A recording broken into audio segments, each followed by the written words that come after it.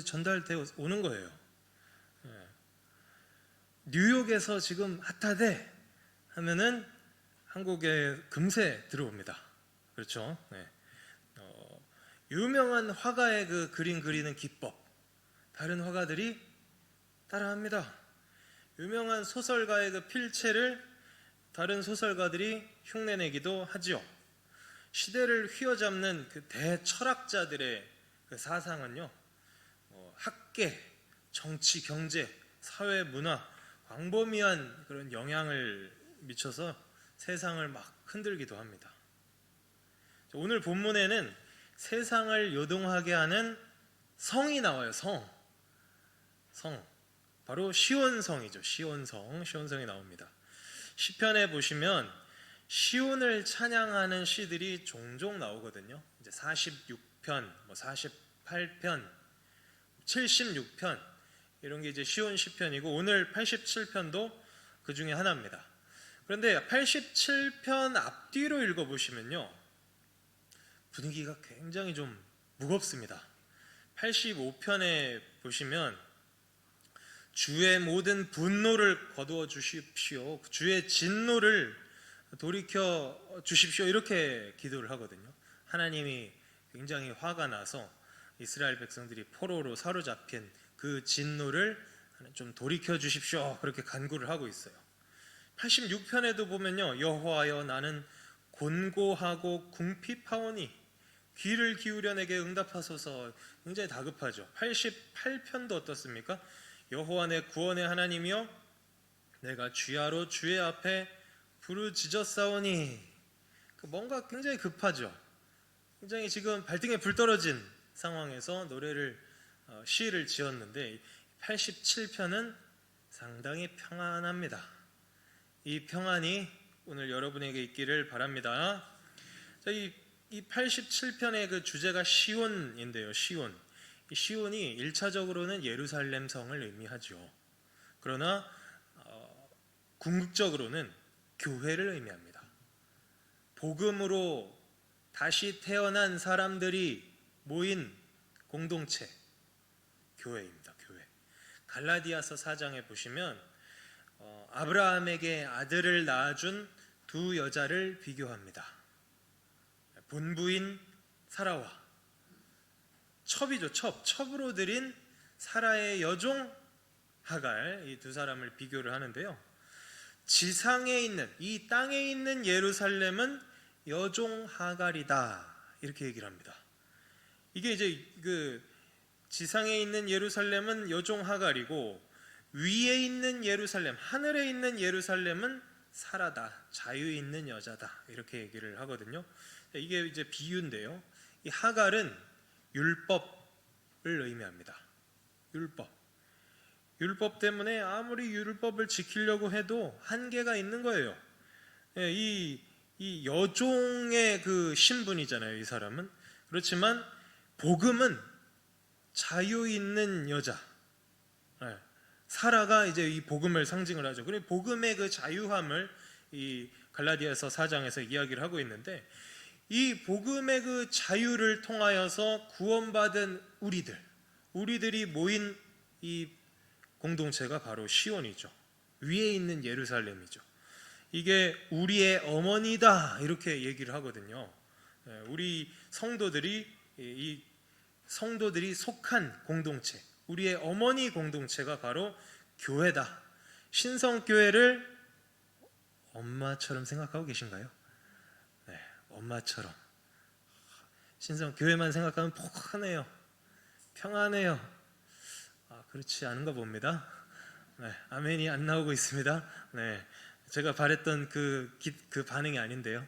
자, 다시 한번. 자, 이제 이해하셨죠? 자, 신성교회만 생각하면 엄마처럼 평안해요, 엄마 품처럼 따뜻합니다.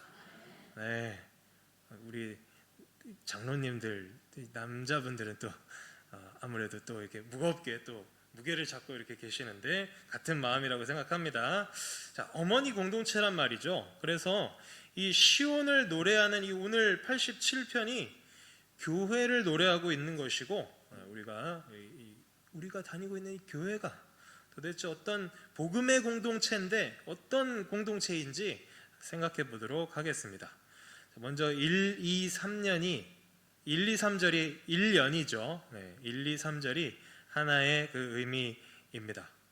1, 2, 3절을 읽어보면요, 그 기지가 성산에 있음이요 여호와께서 야곱의 모든 거처보다 시온의 문들을 사랑하시는도다. 하나님의 성이여 너를 가리켜 영광스럽다 말하는도다. 하나님의 기지가 성산에 있다. 성산이 이제 시온산인데요, 거기에 하나님의 기지가 있답니다. 이 예루살렘 성이 이제 산 위에 있잖아요. 산 위에 산성인데, 기지라는 이 히브리어 단어를 보시면 세우다라는 뜻이 있습니다.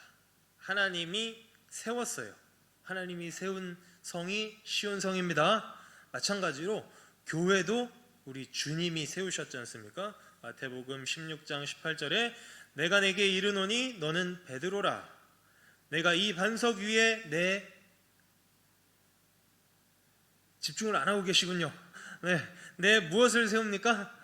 교회를 세우리니 음부의 권세가 이기지 못하리라. 주님이 이렇게 말씀하시지 않습니까? 교회는 사람이 세운 것 아닙니다. 누가 개척을 했네, 사람의 이름을 언급할 필요 없습니다. 주님이 세우신 거거든요. 주님이 세우신 우리 신성교회입니다. 주님이 만드셨고요. 이 교회만 만드셨습니까? 교회 구성원들인 저와 여러분 한 사람 한 사람도 주님이 세우셨습니다.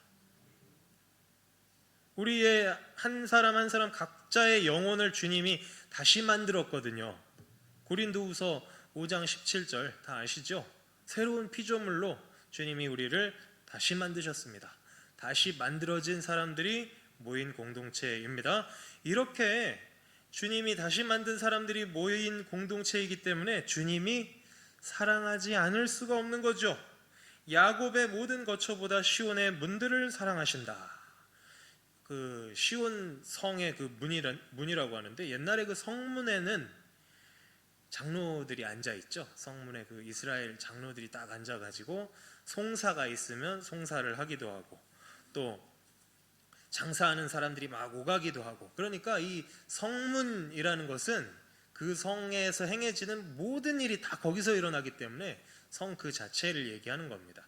그러니까 하나님께서는 시온성을 사랑하십니다. 주님이 교회를 사랑하십니다. 너무너무 사랑하세요. 사랑의 하나님이시고 사랑의 주님이십니다.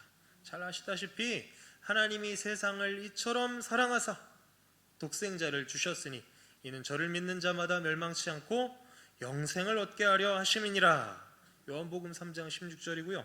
에베소서 2장 4절에서 5절은 이런 말씀이 있습니다. 긍휼에 풍성하신 하나님이 우리를 사랑하신 그 큰 사랑을 인하여 허물로 죽은 우리를 그리스도와 함께 살리셨고, 로마서 5장 8절 우리가 아직 죄인 되었을 때에 그리스도께서 우리를 위하여 죽으심으로 하나님께서 우리에게 대한 자기의 사랑을 확증하셨느니라. 아멘. 우리 다 이 사랑을 받은 사람들이죠. 사랑받은 자들이 지금 여기 앉아 있는 겁니다. 그러므로 우리 성도님들 한 사람 한 사람은 그 존재 자체가 하나님의 그 사랑을 나타내는 증인들이에요. 여러분이 숨 쉬고 있는 게 하나님의 사랑의 증거가 됩니다. 너무너무 귀한 분들이세요. 서로 등 좀 이렇게 도닥여 주세요. 참 귀하신 분이라고, 이렇게 당신이 하나님의 사랑의 증거라고 이렇게 토닥여 주시고, 나도 이렇게, 나도 참 존귀한 존재죠. 나도 참 존귀한 존재입니다. 교회는 이렇게 하나님께서 사랑하시는 자들, 귀한 자들 모아서 세워놓으셨기 때문에 세상에서 가장 영광스러운 곳이라는 거죠. 가장 영광스러운 곳입니다. 복음이 드러나잖아요. 하나님의 그 사랑이 드러나기 때문에 가장 영광스럽죠. 에베소서 5장 27절에 자기 앞에 영광스러운 교회로 세우셨다, 이렇게 말씀하고 있습니다. 신성교회는 영광스러운 교회입니다. 영광스러운 교회예요. 정말 영광스러운 교회입니다. 그래서 복음으로 우리가 다시 태어났고 하나님의 사랑을 받았죠. 그런 사람들이 다 모여있기 때문에 이 교회는 너무너무 영광스럽다. 그것을 우리가 가지고 갔으면 좋겠습니다. 자, 그리고 그 두 번째로, 교회는 열방을 품어서 복음을 퍼뜨리는 공동체입니다. 4절에서 6절이 나오죠. 4절로 6절을 제가 한번 읽을 텐데요, 여러분이 이스라엘 사람이라고 한번 생각하고 읽어보십시오. 내가 라합과 바벨론을 나를 아는 자 중에 있다 말하리라. 보라, 블레셋과 두로와 구스여, 이도 거기서 났다 하리로다.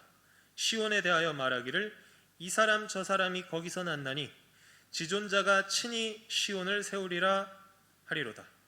여호와께서 민족들을 등록하실 때에는 그 수를 세시며 이 사람이 거기서 났다 하시리로다. 아멘. 자, 이 사람이 거기서 났다가 오늘 제목인데, 이거 이스라엘 사람들이, 그 당시에 이스라엘 사람들이 들으면 기절초풍할 말씀입니다. 왜냐하면 여기 지금 5나라가 나오는데요, 죄다 이스라엘 원수거든요. 라합이라고 죠. 라합의 그 뜻이 뭡니까? 밑에 애굽이라고 써 있죠. 라합이 애굽이라고 써 있습니다. 원래 라합이 그 바다에 사는 용이에요. 용 신화에 나오는 그 용인데, 그 전설 속의 그 용으로 부르는 거예요. 애굽을 라합이라고. 이 라합을 이제 애굽을 이제 라합이라고 하는데, 애굽과 바벨론을 나를 아는 자라고 하나님이 지금 말씀하십니다. 하나님을 아는 사람들이래요. 그 사람들이. 여기서 히브리어로 알다는 이게 보통 단어가 아니거든요. 알았구나 그냥 이 정도가 아니고 굉장히 중요한 단어입니다. 성경에서. 그냥 알다, 1 더하기 1은 2야, 이걸 아는 게 아니고 완전히 체험한 거예요. 체험으로 아는 거예요. 그러니까 하나님과 저 사람들이 지금 만나서 교제해서 알고 있다, 그런 뜻입니다. 그 이스라엘 사람들 입장에서는 인정할 수가 없죠. 이 애굽하고 바벨론, 이 두 강대국 사이에서 새우 등 터지는 역사를 가지고 있잖아요. 이스라엘 사람들은. 그렇기 때문에 아주 혐오하는 나라들인데, 이 사람들이 하나님 백성이라고, 하나님을 안다고 인정할 수가 없습니다. 또 블레셋, 두로, 구스는 지금의 에티오피아인데요, 이 사람들도 거기에서 났대요. 시온에서 났대요. 시온 출신이래요. 아니, 저런 이방인들이 시온 출신이라니, 저런 것들이 하나님의 백성이라니 너무너무 싫어하는 거죠. 이스라엘 백성들은 이렇게 싫어하고 배척하려고 하겠지만, 그러나 하나님께서 이스라엘을 처음 부르실 때부터, 이스라엘의 조상인 아브라함을 부르셨을 때부터 이미 말씀하셨거든요. 이미 말씀하셨습니다. 내가 너로 큰 민족을 이루고 내게 복을 주어 내 이름을 창대케 하리니 너는 복의 근원이 될지라. 아브라함을 통해서 하나님의 그 복이 전파가 된다는 거예요. 다른 사람들도 하나님을 알게 되고 하나님과의 그 관계가 회복되게 된다는 거예요. 이런 그 복을 처음부터 주셨고, 아브라함의 이제 후손이 이스라엘 백성이 된 거 아닙니까? 이스라엘 백성이 출애굽해서 시내산 앞에서 하나님과 언약을 맺을 때도 이렇게 말씀을 하십니다. 세계가 다 내게 속하였나니 너희가 내 말을 잘 듣고 내 언약을 지키면 너희는 열국 중에서 내 소유가 되겠고 너희가 내게 대하여 제사장 나라가 되며 거룩한 백성이 되리라. 제사장이 된답니다. 하나님과 열방을 이어주는 제사장 역할을 한답니다. 근데 이게 잘 안 되죠. 잘 안 됩니다. 이스라엘 백성들이 열방을 막 싫어하는 거예요. 그래서 하나님께서 여러 선지자들, 특별히 이사야에 많이 나오는데요, 이사야 선지자가 온 열방이 다 하나님 거야, 저 사람들도 하나님 백성이야, 이거를 굉장히 많이 이렇게 예언을 하거든요. 이방인을 구원하시는 것은 하나님의 뜻이다. 아무리 전해도 쓸데가 없습니다. 아무리 전해도 쓸데가 없어요. 그러니까 민족으로서 이스라엘은 이 사명에 실패한 거죠. 제사장이 되어서 열방을 품기는커녕 선민사상이라고 그러죠. 우리만이 하나님 백성이다. 배타적인 이 민족주의에 빠져가지고 심지어는 선지자 중에 한 사람도 이 선민 사상에 빠져가지고 하나님 말씀을 거역하고 도망치기까지 했죠. 요나라는 사람이 있습니다. 이 선지자조차도 이걸 극복을 못하고 이렇게 도망을 가는 그런 상황까지 되는 겁니다. 그래서 이스라엘이 완전히 실패한 거예요. 제사장 나라가 되는데 실패한 거예요. 그 실패를 누가 회복시켜 주시고 누가 해결하시냐면 예수 그리스도께서 해결을 하십니다.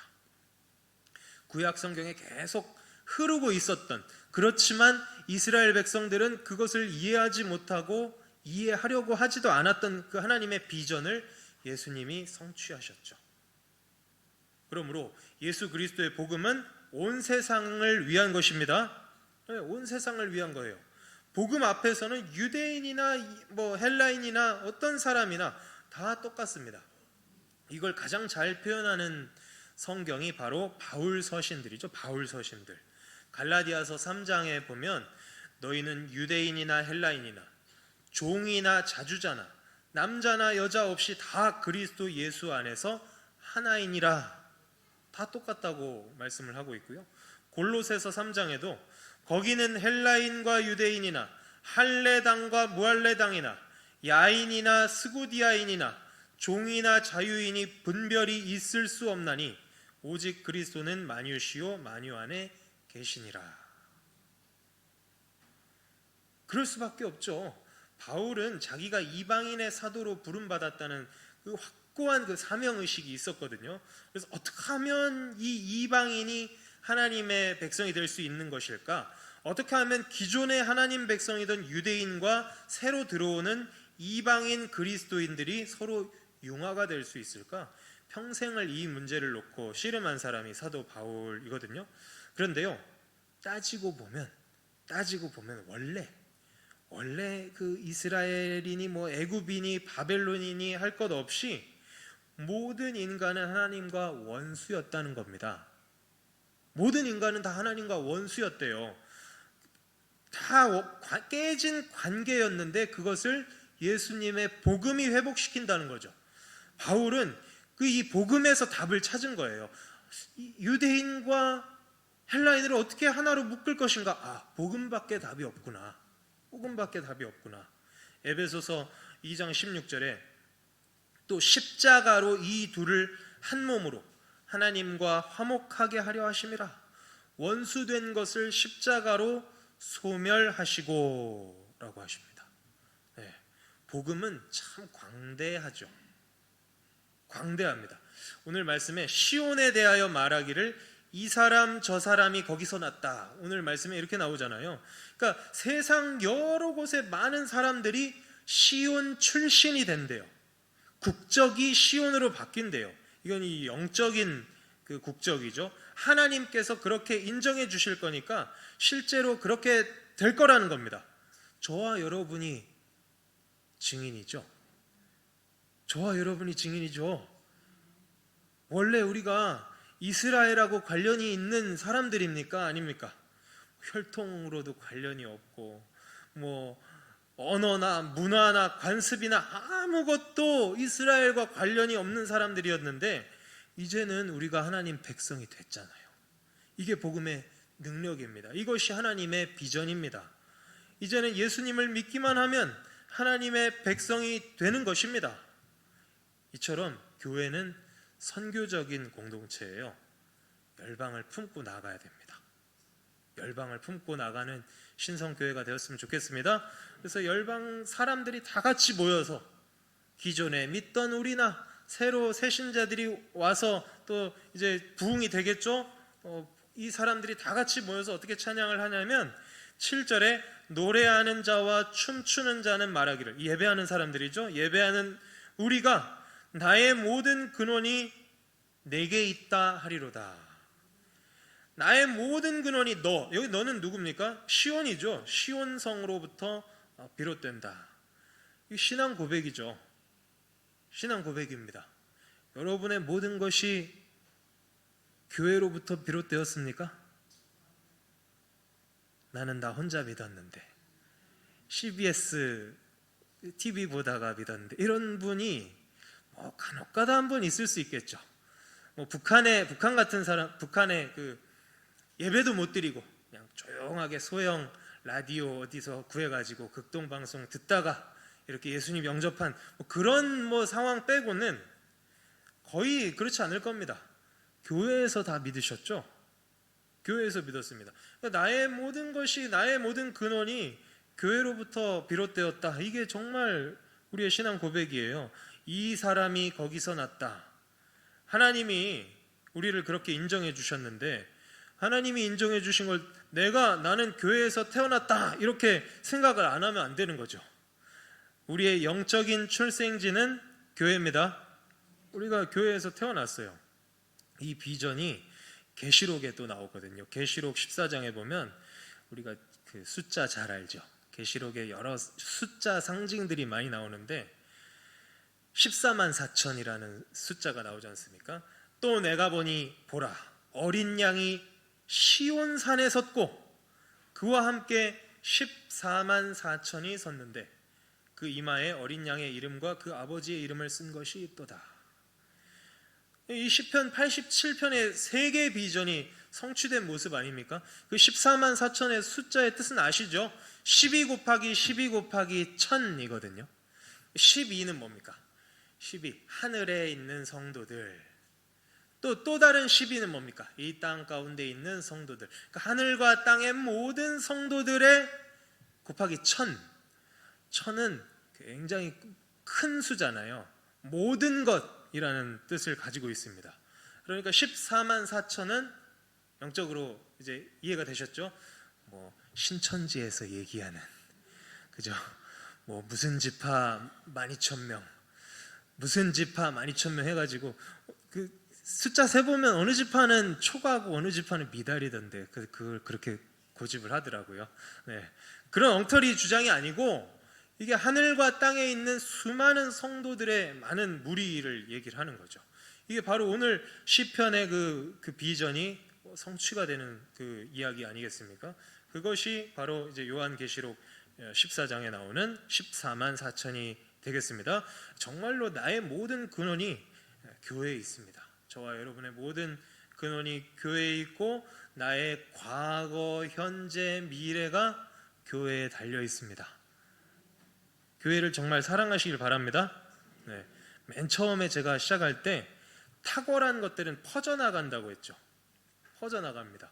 복음보다 탁월한 게 세상에 있습니까? 복음보다 탁월한 건 없어요. 그래서 복음이 온 세상에 지금 퍼졌지 않습니까? 지금도 퍼져나가고 있는 중입니다. 그 역사에 동참하고 싶은 마음이 안 드십니까? 복음이 막 퍼져나가고 있어요. 다른 사람들이 하나님의 손과 발, 오늘 아까 무리바다 덮음같이 그 찬양했는데 가사 중에 이런 게 있어요. 주의 손과 발 되어 세상을 치유하며, 이런 가사가 있는데 정말로 물이 바다 덮음같이 지금 복음이 막 퍼져나가고 있는데 내가 함께 하고 싶어지는 그런 열망이 우리 안에 있는지 확인을 하시길 바랍니다. 어디 가서 우리가 맛있는 음식 먹으면, 그죠? 좋은 경치를 구경을 하면 너무 좋아요. 그게 너무 좋았으면 전하고 싶죠. 내가 어디 가서 뭘 먹었는데 정말 맛있더라. 전하고 싶잖아요. 어디 가봤더니 너무 꽃이 예쁘고 아름답더라. 그 장소에 꼭 한번 또 가고 싶더라. 전하고 싶지 않습니까? 그런데 예수님의 그 복음을 전하고 싶지 않다면 혹시 내가 복음을 안 좋아하는 건 아닐까요? 복음이 얼마나 좋은지를 모르고 있는 건 아닐까요? 그걸 생각을 해봐야 됩니다. 복음의 맛을 아직 안 봤을 수도 있어요. 우리가 더 깊은 차원의 은혜를 경험하게 해달라고 기도하시기 바랍니다. 온 마음 다해 예배도 한번 드려보세요. 온 마음 다해 드리고 계십니까 지금? 온 마음 다해서 교회를 위하여 좀 더 헌신해 보십시오. 자꾸 시온성에 가까이 가십시오. 교회에 가까이 오십시오. 교회 중심으로 살아야 됩니다. 그래야 복음에 접촉할 기회가 점점 많아지죠. 그래서 복음을 전하고 싶어지고 복음을 전하지 않고는 살 수 없는 그런 복된 인생들이 다 되시기를 주님의 이름으로 축원드리겠습니다. 기도하겠습니다. 좋으신 아버지 하나님, 오늘 시편 87편의 그 복음의 위대한 비전을 우리가 품게 하여 주시고 공유하게 하여 주시고 복음을 전하고 싶은 열망, 온 세계에 복음이 퍼져나가는 것, 그 놀라운 하나님의 그 비전이 성취되어가는 그 과정에 함께 하고 싶은, 동역하고 싶은 그 열망이 우리 안에 일어나게 하여 주옵소서. 그리하여서 우리 신성교회 부흥하게 하여 주시고 모든 성도들이 그 복음의 그 놀라운 그 가치에 푹 잠겨서 신앙생활 할 수 있도록 주님 역사하여 주옵소서. 예수님의 이름으로 기도하옵나이다. 아멘.